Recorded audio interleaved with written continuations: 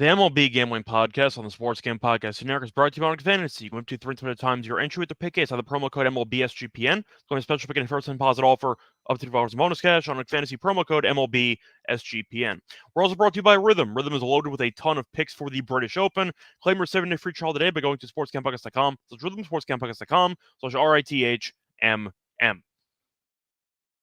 And welcome, everybody, to the MLB Gambling Podcast here on the Sports Gambling Podcast Network. It is currently Friday, July 19th, roughly 5 p.m. Eastern Time. I'm your host of this episode, Scott Reichel, joined again by Lonte Smith, and together we're going to break down the Saturday card for baseball. A lot of games to go through, so we're going to go through each of them while giving out our favorite plays before wrapping up with the lock and dog picks, as well as a home run pick from each of us. We're going to pick a player, and hopefully they end up going yard. Lonte, we're officially here for the second half of the regular season.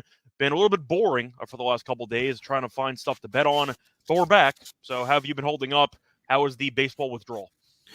Yeah, glad it's back, man, and it's coming back with a vengeance because we got a bunch of series, pretty good series actually, meaningful ones against division foes. I know we got Seattle and Houston facing off as well. So yeah, man, we got some interesting down the stretch baseball coming, so I'm looking forward to that. And hopefully we won't have another stretch like that. We got the Olympics coming up as well. So yeah, fun time, but time to get back to work on these bases. Yeah, should be keeping ourselves busy. Unfortunately, with the Olympics, the WNBA is officially off for a month. So Yeah, Terrell and I have to find other stuff to do. I know we got the Olympics coming up, so we're going to be covering the men's a little bit for the preview there sometime next week. But anything else you want to add before we officially start the breakdowns for the Saturday games? No, we can get right into it.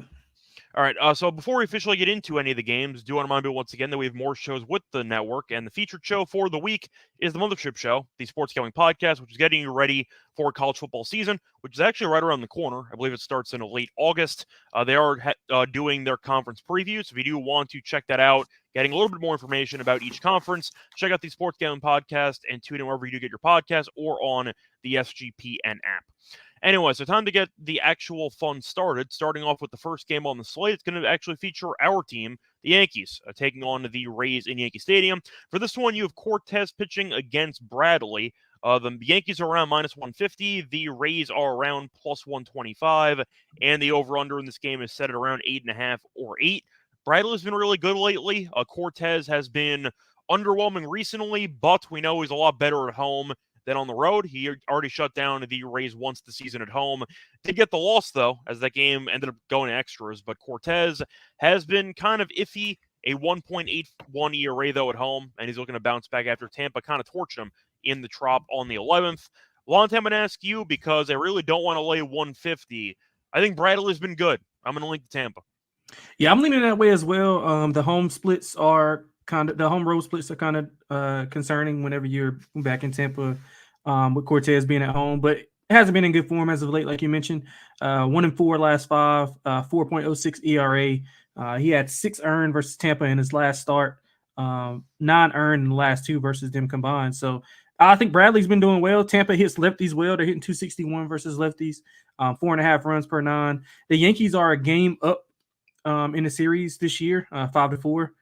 6 of those were decided by 2 or less. So I think we get a competitive game. I'm going to lean with the dog here. I think Bradley's been really good. 1 earned run and 6 innings pitched versus the Yankees in his May start. So he's been pitching against really good offenses. Cleveland, Minnesota shut them down. 1.20 ERA in his last 5, 4-1 in that frame as well. So, yeah, I'm leaning with Tampa here. Yeah, I just think this price is too large. If the Yankees were going to be picked by me, they'd have to be like -125.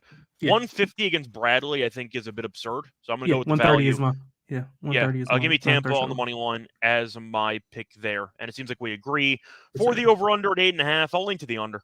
I think Cortez can pitch decently at home. I'm not sure the length's going to be there, but Bradley I do think has been solid. And the Yankees bats, despite looking pretty sharp in the Baltimore series, have been a bit underwhelming recently. So I'm going to link to the under. The total does feel a bit high. You have any thoughts on the total? Yeah, maybe a first 5 under. Cortez usually if he get right away if he has it or not. And we know right away whether you're a Yankee fan or just somebody who follows baseball close. If he has it going or not. And if you see if he doesn't get in any trouble in the first inning or so, then he could be going well and help the Yankees to shut them down. Tampa's offense up and down, so I'm leaning first 5 under more than a full game, because I think maybe one of these offenses can kind of get going late. So I'll lean first 5 under. All right, moving on to the next game. You have the Tigers taking on the Blue Jays. For this one, you have Olsen going against Kikuchi, and the Blue Jays are around -145. The Tigers are +120. For the over-under in this game, you have around 7.5 or 8. Now, I feel like the All-Star break came around at a decent time for the Yankees because they were in bad form despite winning the series against Baltimore.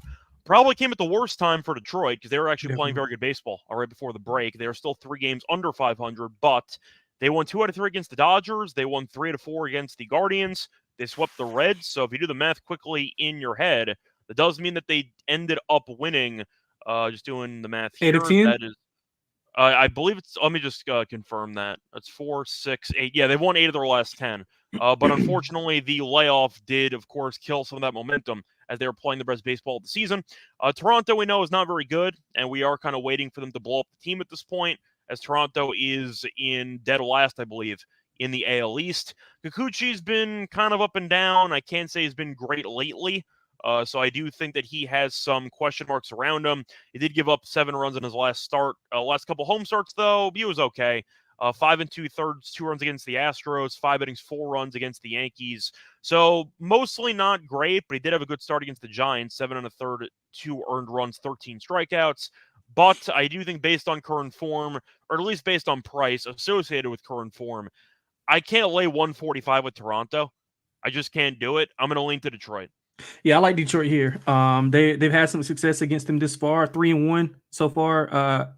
Ironically, they scored exactly the same amount of points, 23 point differential. So no point differential there. But I think Detroit is in better form. You mentioned 8-2 the last 10. The offense has really been picking up after starting off struggling during the summer of June and July. So 5+ runs in 7 of their last 10. They're hitting 283, I'm sorry, in their last 10. Toronto's hitting 261. I think I'm going with the over as well, Scott. I mean, I think Kikuchi, we saw him get bailed out versus Arizona. I mean, he won that game, but he gave up 7 runs. So, that was kind of luck there. He's got a 7 ERA, 7.13 ERA in his last 5. If Detroit's bats haven't cooled off since that break, I think they'll be fine. I think Olsen will be fine. He's allowed 2 or less in 3 straight road starts, 2 earned runs or less in 4 of his last 5 starts overall. Toronto's pitching has been horrible in the last 10. The starters and relievers each have an ERA over 5. So I'm going with the better form, and I think we got the better pitcher on the mound, current form right now too as well. So give me Detroit, give me the over. Yeah, I think I agree about the over. I just have too many question marks about these pitchers, but both offenses can do some damage. Detroit randomly remembered how to hit the ball, and you are looking at the Blue Jays not being great offensively, but they can wake up on some occasion. And I think you might end up seeing them play well. So with that being the case, I'll lean to the over, but I am going to lean to Detroit for the value on that price. Moving on to the next game. Not really spending any time on this because we have no listed pitcher for the Angels, and then in turn we have no actual lines for this game. Oakland has Spence pitching, who has not been very good this season, 5-6 with a 4.75 ERA. Do want to mention, though, he has been better at home as he has a 3.99 ERA at home. Not been good lately, though. He has allowed at least 4 runs in 3 of his last 4 starts, 10 runs in his last 2 starts, actually. Has given up a lot of home runs as well. The A's made some news today, though, for Friday because they called up their number 1 prospect in shortstop, Jacob Wilson, who's batting a casual 438 in AAA, I believe. So they decided they had to call him up. Lonte, I'm going to ask you, with Wilson maybe providing a bit of a spark there to the lineup. By the way, I misspoke. He batted 398 in AAA. He batted 438 for the entire season, including AA. So point is they had to call him up. He's been that good. Oakland getting some reinforcements. The team has been better at home than on the road by a wide margin. We saw them actually sweep the Angels about a month ago, give or take. Yep. I'm going to go with Oakland, not knowing who's pitching for the Angels, but this team at home is actually decent. That's good enough for me. Yeah, I love Oakland in this series and in this spot. You mentioned the sweep of the Angels last month. I think it was earlier in this month. Actually, it was earlier this month actually. Because you had the Angels to have the most wins in the month of July. Yep, trust me, I remember. 17-5. They outscored them in that series. 2 shutouts in that span. Oakland's offense has been pretty good, so I think them adding the shortstop is only going to add fuel to the fire. I mean, 5+ runs in 7 of 10. They took 2 of 3 in Philly. They're hitting 262 last 10, 9.2 hits, 7.4 runs per nine. So, I mean, I think this is the right side. I think it's probably one of the better bets on the board, depending on price. I think you'll get a fair price with Spence. You mentioned his numbers. 1 earned run in his last start versus the Angels. 6 in his June start. So kind of, I guess he's been up and down against him. Just small sample size. So I'm gonna go with Stars at home. So exactly. So I'm gonna go with the Athletics here. I think if we can get anything reasonable, that'll probably be one of my favorite plays on the card. All right, moving on to the next game. You have the Mets taking on the Marlins. For this one, you have Quintana pitching against Munoz. The Mets are about minus 165. The Marlins are around plus 140, and the over-under in this game is set at around 8.5. Now, Quintana was in great form for about a month straight. Then the Rockies destroyed him, hitting about 5 home runs against them.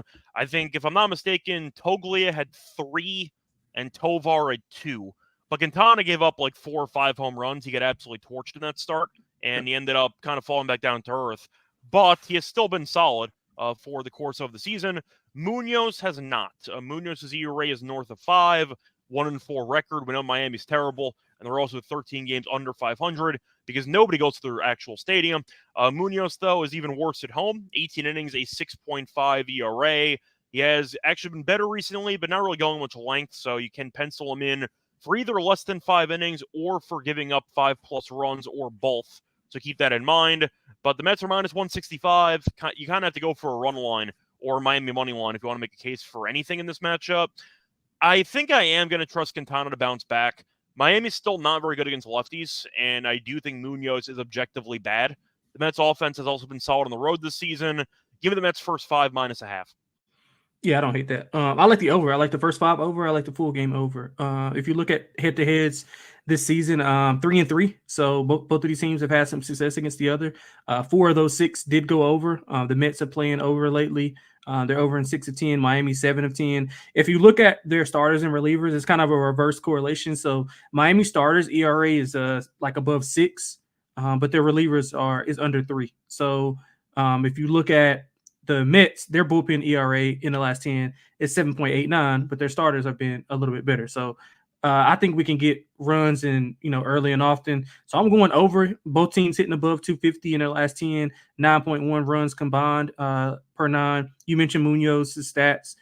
Quintana, I do think he'll bounce back, but I think Miami will be feisty enough to get a couple runs off him. So I like the over in the first 5 in the full game. I think the full game is 8. So I'm guessing we'll get a 4.5. I saw 8.5. Oh, okay. So yeah, it doesn't matter. I think we see 10+ runs here.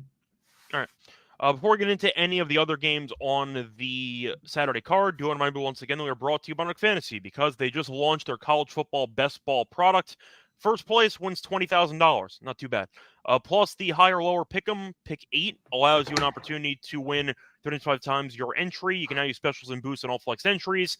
I used to use all my entries with either Angel Reese rebounds higher or Caitlin Clark assists higher. Unfortunately, we have a month before we have any WNBA matchup, so can't do that anymore. And Bronny's been decent now, so that also eliminates one of my potential pick 8 options. Once again, you can just look for anything baseball related. You might have to for your pick 8 entries moving forward. Also, don't forget to sign up with the promo code MLB SGPN. Get a special pick and first time deposit offer up to $2 bonus cash on a fantasy promo code MLB SGPN.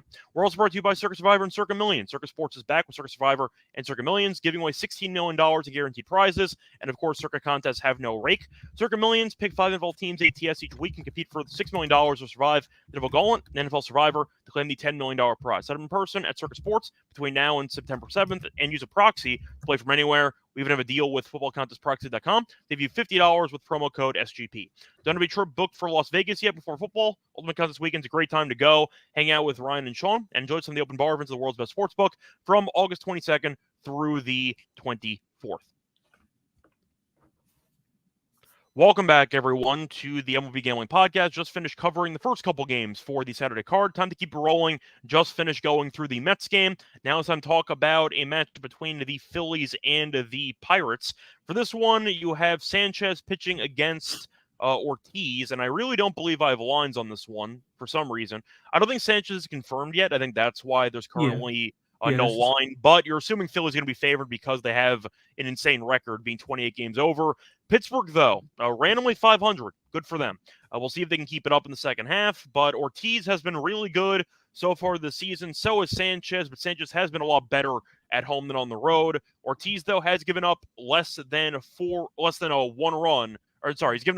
2 runs in 4 straight outings, but he has made 3 starts, and his last 3 starts, he has allowed exactly 1 run. So he had 1 random actual bullpen appearance in between, but in his 3 starts this season, he's been objectively very solid, and at home, he does have a 3.41 ERA, so slightly worse at home than on the road, but still solid nonetheless. I don't have lines on this one, but first glance, I like the under. I think you're going to see a lower scoring game. Yeah. Another head-to-head matchup that they've played 4 games, split both. 3 of those 4 have went under, so that's good for you. And the totals were around 7.5, I think, if I'm not mistaken. But I like Pittsburgh. I think Pittsburgh is live here in this series. I mean, they're hitting the ball better. 254 last 10, 5.9 runs per 9.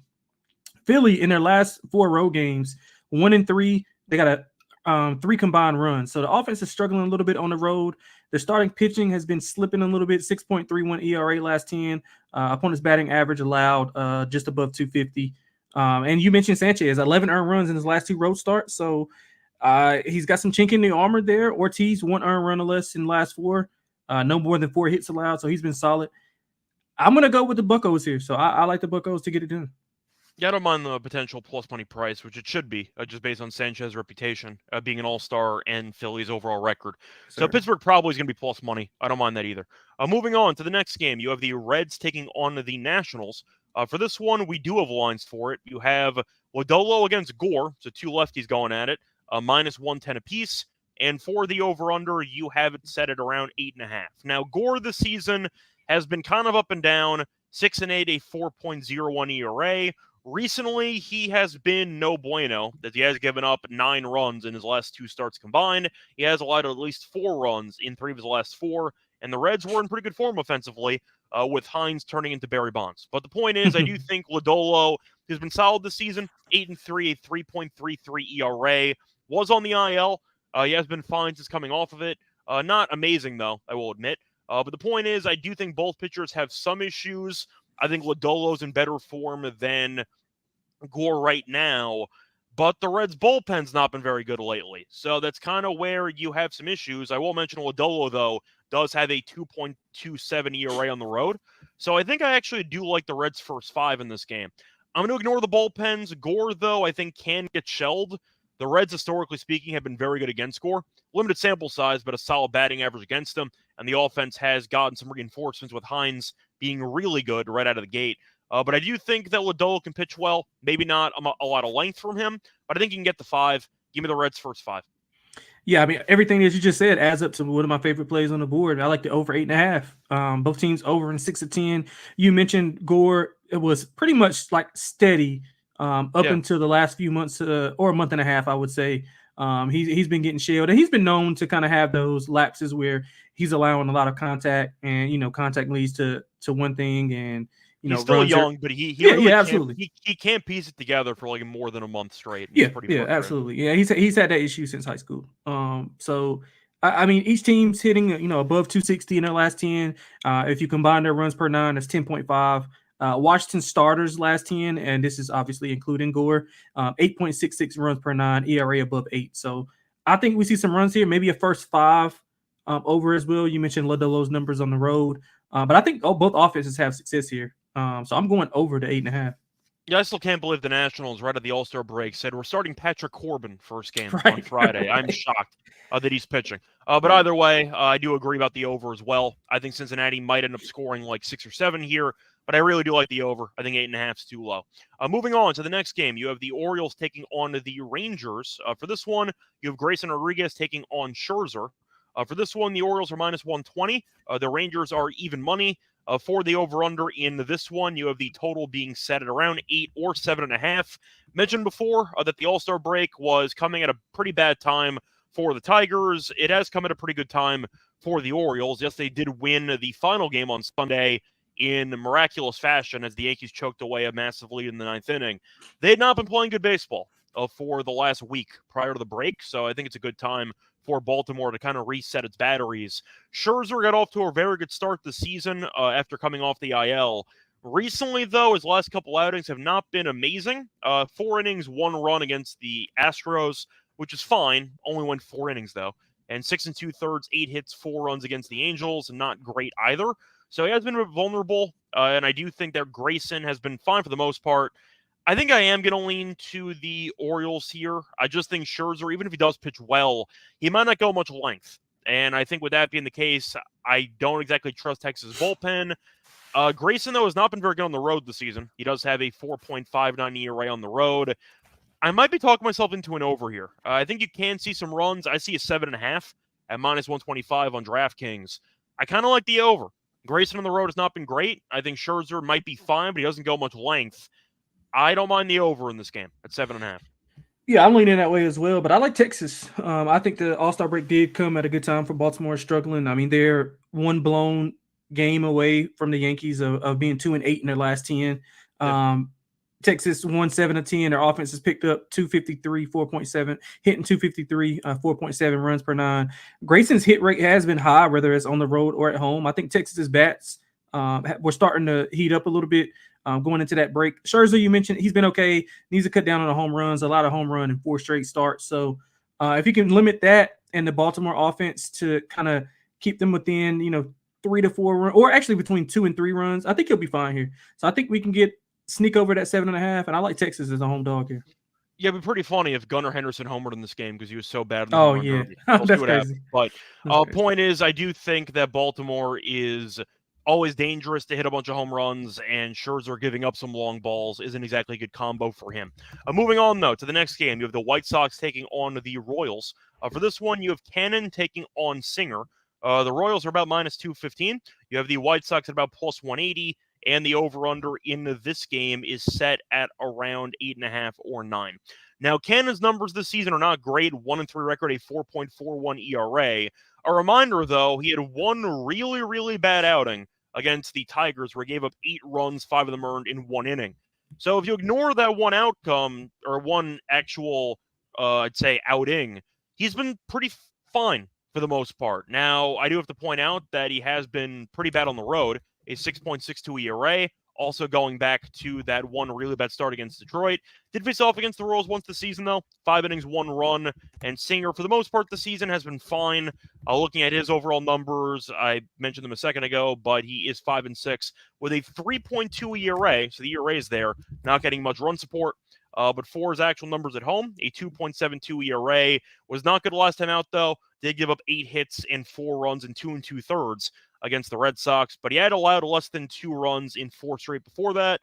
So with that being the case, I think I am going to go with the Royals. I don't mind the under, though. I think Cannon can actually pitch decently. I feel like he had such a bad outing that it kind of killed his overall stats. A total of 9, you might be able to get a 5 in the first 5. I don't mind the under 5 in the first 5.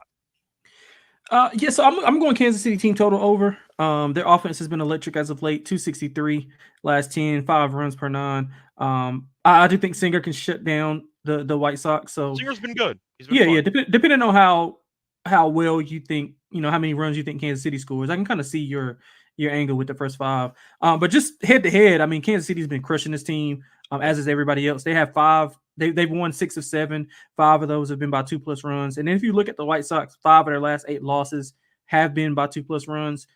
They're struggling against righty. Well, they struggle against everybody, but they're 216 versus righties the last 10. Singer, 1 earned run allowed in 4 of his last 5. He did have 3 earned runs combined in 2 starts versus them this year. Won both. So I think that continues. Kansas City rolls. So I like the team total to go over. Yeah, I'll lean Kansas City as well. Moving on to the next game, you have the Brewers taking on the Twins. For this one, I don't believe we have lines, and we do not. So, briefly mentioned the pitching matchup, the alleged pitching matchup. You have Peralta against Lopez, 2 pitchers that are usually good but have been head cases this season. Peralta, though, has been better than Lopez, but we know the Twins are good at home. So, I'll ask you quickly, Lonte, who are you going to go with? Yeah, I mean, I really don't want to bet against either of these teams. I want to bet on the over. I think both, obviously the Twins are, one of our one of our darlings coming into the second half because we got those futures on them. So this is a big series for them. And they have been kind of up and down as of late. Milwaukee, 3-7 their last 10, 6 of the last 10 have went over. But if you look at Minnesota's offense, man, one of the better underrated offenses in the majors. I mean, 297 last 10, 10.6 hits, 5.6 runs per 9. And Peralta, the way he's been pitching lately, I think we can see some runs here. So I'm going to go over. Not sure. Obviously, it's price dependent, but I'll pretty much be leaning with Minnesota. Just obviously, we can't give it out because we don't know the price. Yeah, I think I'm going to disagree. I'm going to lean to Milwaukee solely because Lopez has been atrocious at home this season.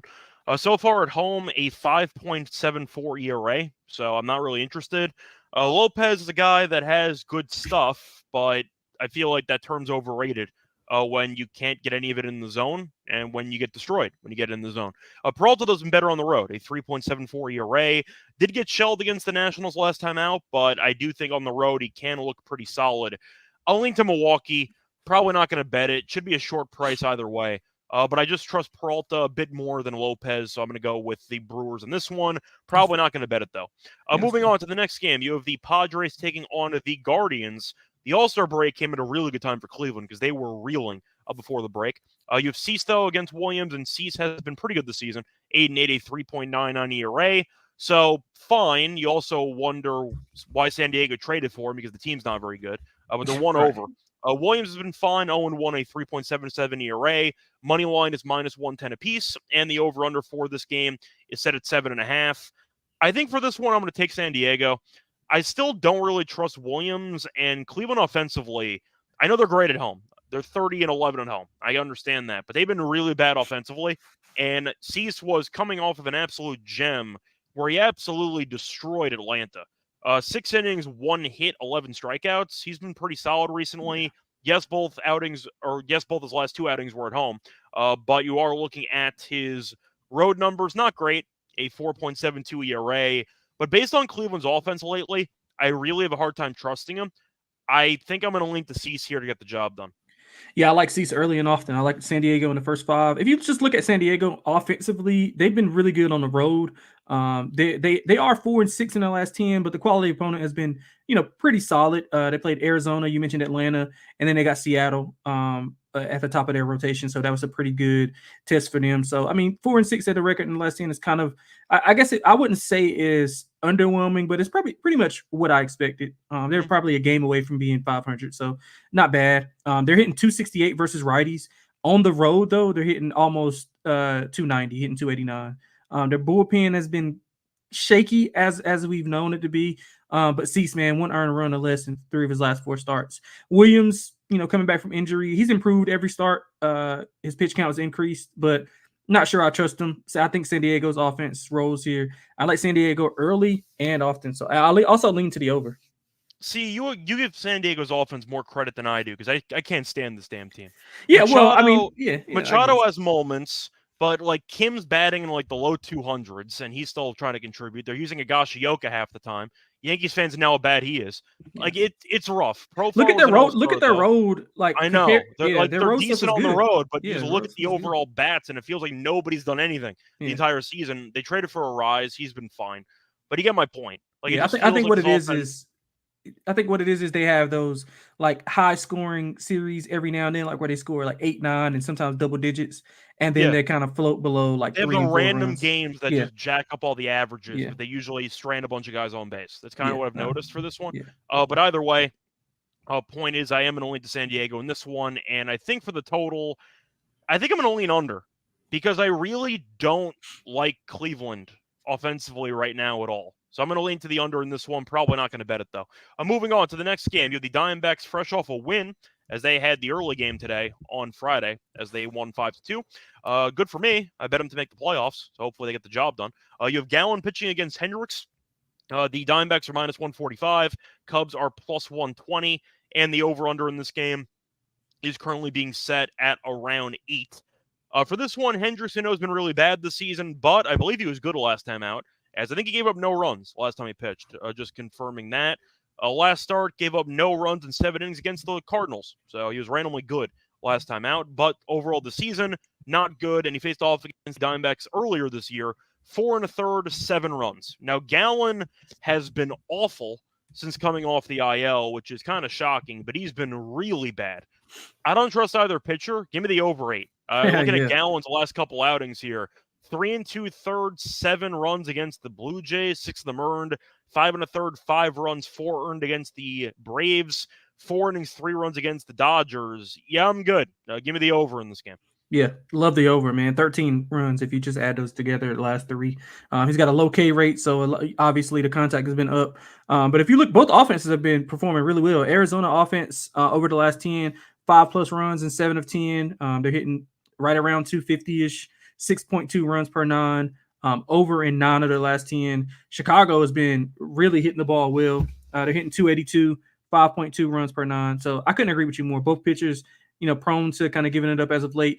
Hendricks, probably will come back down to earth here. He had one good start. I'm not going to overreact. Right. So I think Arizona can get to him, and if Gallen's still having his issues, I trust the Cubs offense to kind of get things going. So I like the over as well.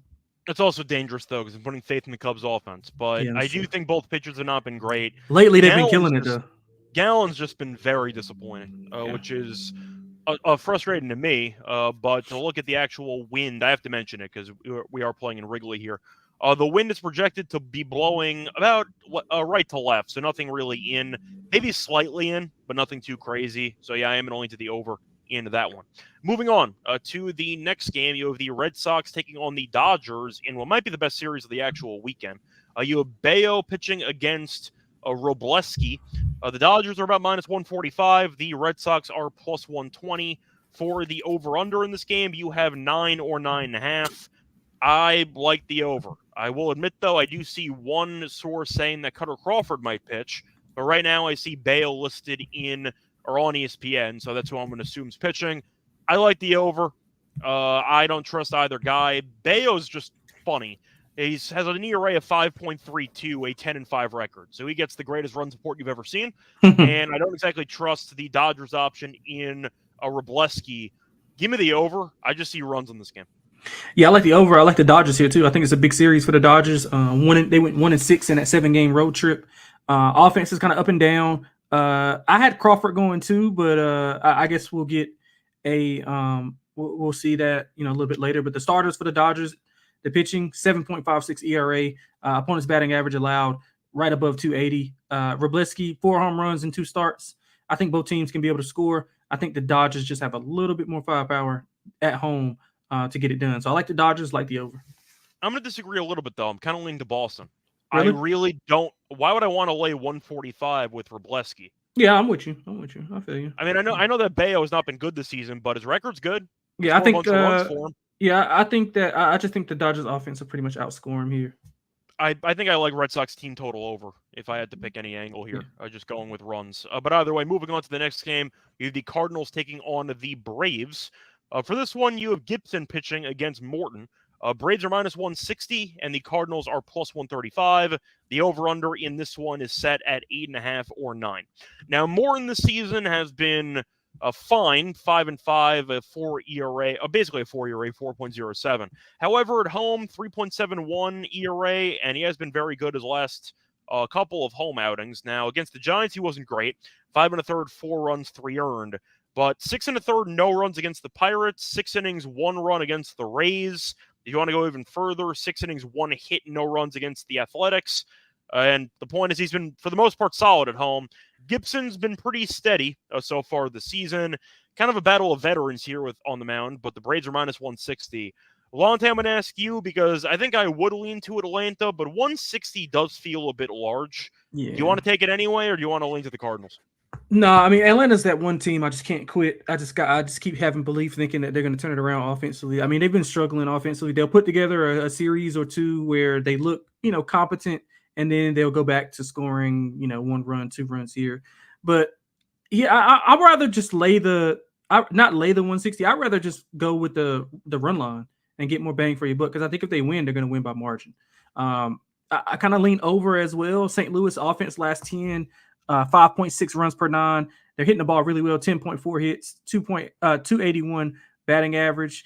Gibson, 15 earned runs in his last 4 starts, 28 hits in that span. So if Atlanta wants to get their offense going. I mean, I think this is a place to do it. He's also had some walk issues, 10 walks in that span, failed to get out of the fifth inning in all of those starts. So if they can get on base, kind of get guys going early and often, I think Atlanta has a chance here. So I'm going to go with the run line for Atlanta.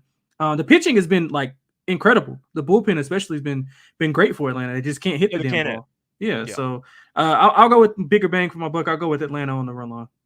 All right, moving on to the next game. I think for that one, actually, I'm going to lean to the Cardinals. Not a big lean, but I just don't want to lay 160 with this Atlanta team. Moving on to the next one, you have the Giants taking on the Rockies. For the pitching matchup, you have undecided, of course. It's San Francisco. Why would they ever list a pitcher against Freeland? Freeland's been terrible, 1-3 with a 6 ERA. We have no lines on the game because the Giants are afraid of listing pitchers. Freeland, though, I know has been bad. I get it. I don't know who's going for the Giants in this one. Freeland, though, at home has been really good. 18 innings, a 1.5 ERA, and he has given up less than 3 earned in all 4 outings since coming off the IL. So Freeland's randomly been really good, and the Rockies have actually won 3 straight starts of his. I'm going to take Freeland. Oh, wow. The Giants are not a good road team, but I have to at least point out that Freeland's 6 ERA is pretty much entirely due to his April numbers, where he's been fantastic, objectively, since coming back in late June. So give me the Rockies in this one. Well, we both can win because I like San Francisco team total to go over. I mean, they've dominated Colorado as of late, 5-1. 4 of those wins by 3+ runs. The margin is they're 42-25 scoring margin. 4 of those 6 have went over. So I go over for the whole game. I like the over for the whole game. But San Francisco team total, I'm probably going to ladder it up to maybe like 9.5 to see if I can get hit all of those numbers. I'll start at like 5.5, 6.5, and just go all the way up to like 9.5. Yeah. I don't know what the total is going to be because it's in course, so you never know. But yeah, probably like 10.5. At home. Probably like 10. Yeah, probably. We'll see what happens. And last but not least, you have a very important series for the actual division, as you have Houston taking on Seattle. Now, for this one, you have Valdez taking on Kirby. Seattle's -120. Houston is even money. Seattle is currently 12 over at home, and Houston is 3 under on the road. Valdez, though, by the way, total in this game is at 7. So you are expecting a playoff-type atmosphere where it's a rock fight. Now, Valdez on the road has not been great, a 3.97 ERA, so he's been fine. Last couple outings, though, he has been good. Has allowed less than 4 earned in, I believe, 5 straight. I'm not sure if it goes beyond that. No, 5 straight. So he's been pretty good so far this season, and recently he's been in good form. Kirby, I want to like, but I feel like every time I try to back him, he fails me. Valdez, though, has faced off against Seattle twice this season. He's not been good. 11 1/3, a 6.35 ERA. So if you want to go based on head-to-head numbers, Valdez might actually be a fade candidate, but Seattle's laying, and they can't hit the damn ball. So I actually might lean to Houston here. I just think Houston's in better form. Of course, I picked them to win the division. I know you joined me about a month ago or so. Kirby, I think, is fine, and he has been great at home. Every time I back him, he kind of fails me, but he's been great recently, and they've lost his last 3 starts, even with him pitching pretty well. So he gets no run support at all. I'm going to lean under, and I am going to lean to the Astros, but I do have to at least point out that Kirby's allowed less than 3 earned runs in, that's 5, that's 7 of 8, 8 of 9. 8 of 9 starts, he's allowed less than 3 earned, and 9 of 9, he's allowed less than 4 earned. He's been objectively great, but Seattle doesn't win his starts because they can't score. So give me the under as my main lean in this game, but I'll lean to Houston. Yeah, I love both of those, Houston and under. Seattle has got the best of Houston this year, 5-2 head-to-head. Ironically, Houston's lost with Verlander, Valdez, and Brown on the mound, and Brown's been in really good form. And their wins came with Blanco and Arrighetti. Now Blanco's good, but Arrighetti obviously is the worst of the bunch. So just kind of ironic there. 6 of the 7 games did go under. The total was around 7.5, and it still went under. So I think this is going to be a play, like you mentioned, playoff atmosphere, high intensity. I think both pitchers will be able to be fine. Obviously, don't trust Seattle's offense. I'm going to go under. Love Houston in this spot. Love Houston. Yep. That's going to wrap it up, though, for all the games for Saturday. Now it's time for the Lock and Dog picks. But before we continue that, doing my once again, we're brought to you by Rhythm, because if you are trying to look at some golf options, Rhythm can help you out because the British Open is this week. A lot of high scores, by the way, with the exception of like Shane Lowry and a couple other guys. This week, if you're not checking out the AI picks and props and rhythm, you're missing out because they don't just have outright winners. They have picks for top 5, top 10, and top 20. Use their AI caddy to get some great data insights. You can even customize your own golf betting model using Rhythm's tools. Claim your 7-day free trial today by going to sportscamppockets.com. So it's Rhythm, sportscamppockets.com/RITHMM. Welcome back, everyone, to the MLB Gambling Podcast. Just finished going through all the games for Saturday. Now it's time for the lock and dog picks. Lonte, what are your lock and dog picks for the Saturday card? Yeah, I'm gonna go with a rare total for my lock. I'm gonna go Cincinnati, Washington over 8.5. Both erratic pitchers. Obviously, Mackenzie Gore being one of the most erratic in this matchup. I like both offenses. Each hitting the ball really well. They're both over in 6 of the last 10. I trust Washington's offense to kind of get going. They're always going to make a late surge, so it's never over. These teams kind of mirror each other a little bit. Obviously, Cincinnati has more talent, but I think both teams will be able to score here. So I like the over 8.5 for the lock there. With the dog, I'm going to fade a team that was actually bad going into the break. I'm going to go Texas and Scherzer. I'm going to take Scherzer at plus money at home. Texas playing really well. We're playing really well before the break. Grayson, high hit rate as of late. He's been fine, but he's still been allowing a lot of contact. I think he's been bad on the road. So. Yeah, and I think Texas can take advantage of that. I mean, Baltimore's been shut out twice in the series against them, so I think Texas gets it done. So I like Texas at home as a dog. All right, and we'll save the home run picks for right after. So for the actual lock, I am going to go with the total 2. Give me the over in the Cubs game with Hendricks against Gallen. Totals at 8? Really? Yeah, 8 at minus 110? Sure, I'll take that. Gallen's been terrible. And I like Gallen in general. I always have, even back when he was with Miami. But damn, he's been really bad lately. 14.73 ERA in his last outing against the Blue Jays.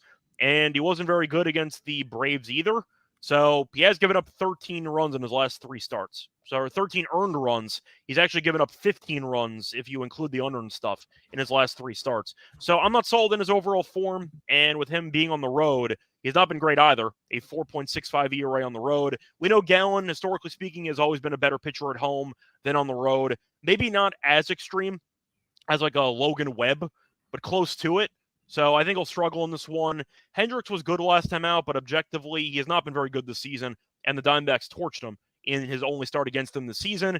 Give me the over. I think 8 is too low for a total there.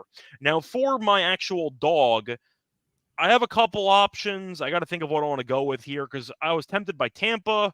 I was tempted by Detroit, actually, because I'm not a big fan of Kikuchi. I think I am going to lean actually to the Tigers. Give me the Tigers money line at plus 120. I think Olsen's fine, and I think he has been fine for most of the season. The issue is that he doesn't get much run support. Detroit, though, is starting to play some good baseball. Now, maybe you are going to see them slump because they just had all the momentum taken away from them because they had the All-Star break. But they're playing good baseball. The offense kind of woke up after being asleep for about, 3-4 months.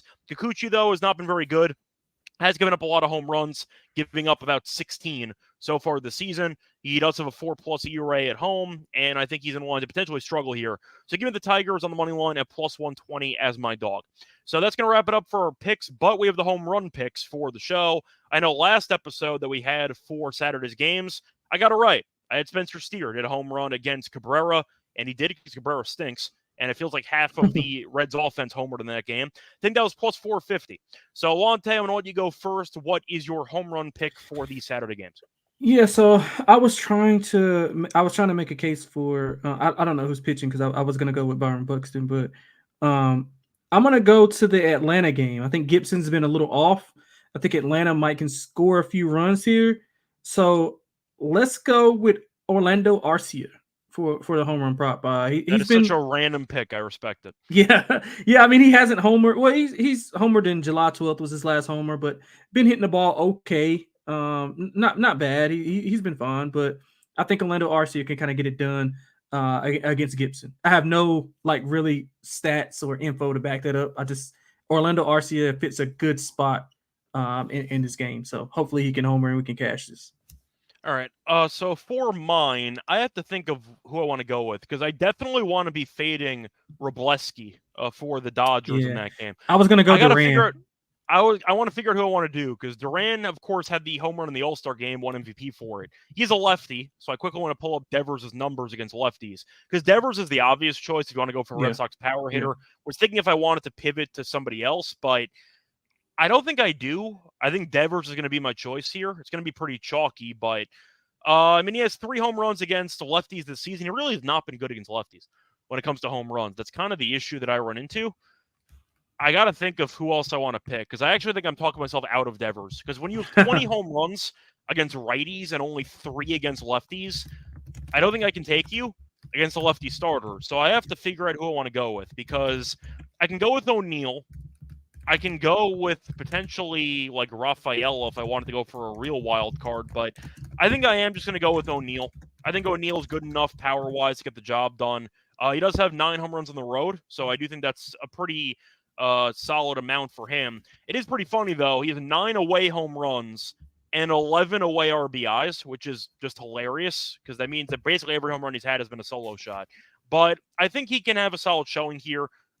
We know that he has the power. And against lefties this season, he's batting .299. So he has 6 home runs and 77 at-bats against lefties. Good enough for me. Give me Tyler O'Neill as my home run pick, fading Robleski, who I think is just not very good. So that's going to wrap it up for this episode. We're back once again. Lonte and I will be on a Sunday for the Monday games. Lonte, anything else you want to add before we officially end it? No, sorry. Hopefully we got some good things to talk about on Sunday. Interesting baseball, and hopefully, more importantly, some winners. Cool. So before we officially end it, do want to quickly recap our picks again. So your lock was the over 8.5 in the Reds game. Yep. Your dog was the Texas. You wanted Texas with Scherzer. Yep. My lock was the over in the Cubs game at 8, and my dog is the Tigers money line at about plus 120. My home run pick is Tyler O'Neill, and your home run pick is Arcia. Right? Yes, sir. Yes, sir. Cool. So that's going to wrap it up. Until next time, find me on Twitter, Reichel Radio. Find him on Twitter at XXLonteXX. Good luck to all of you and all of your bets. Bye, everyone.